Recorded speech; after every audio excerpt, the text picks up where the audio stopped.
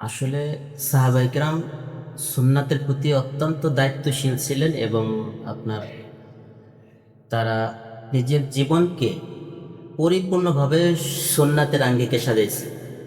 এমন না যে আপনার আমার মতো দাঁড়িয়ে একটা সুন্নাত শুধু দাঁড়িয়ে রাখছেন আর জীবনের বাকি সব ক্ষেত্রে আপনার কাফেরদের আদর্শ অনুসরণ করছেন, বিষয়টা মোটেও এমন না। বরং সাহাবায়ে কেরাম তাদের পুরাটা জীবন এই সুন্নাতের আঙ্গিকে কাটাইছেন।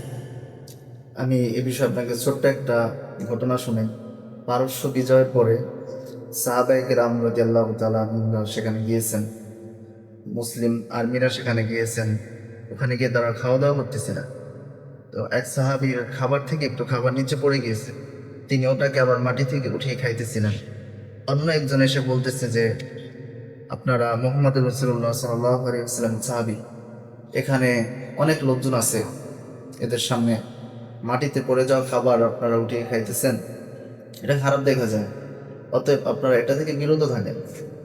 তখন ওই সাহাবী বলতেছে, এই কাফেররা কে কি বলবে এটার জন্য আমি আমার রাসূলের সুন্নাহ ছেড়ে দিব? সুন্নাতের প্রতি এরকম গুরুত্ব ছিল সাহাবায়ে কেরামের।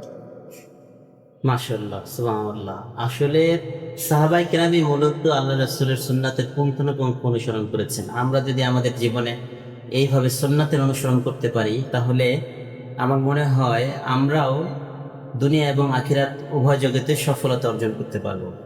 আসলে আমাদের এই সময়ে মনে করা হয় যে সুন্নাতের অনুসরণ করাটা শিখেলে, আসলে এটা একদম অনুচিত এবং অনুপযুক্ত একটি কথা। বরং আমার মনে হয় যারা পরিপূর্ণ সুন্নাতের অনুসরণ করে এই সময় এসেও তারা জমানার সবচাইতে স্মার্ট ব্যক্তি, অবশ্যই। এটাই আমার কাছে মনে হয়। এবং আমাদের সকলের উচিত নিজের জীবনে আল্লাহ রাসূলের সুন্নাতকে পুঙ্খানুপুঙ্খ অনুসরণ করা এবং নিজের জীবনে বাস্তবায়ন করা। আল্লাহ আমাদের তৌফিক দান করুন।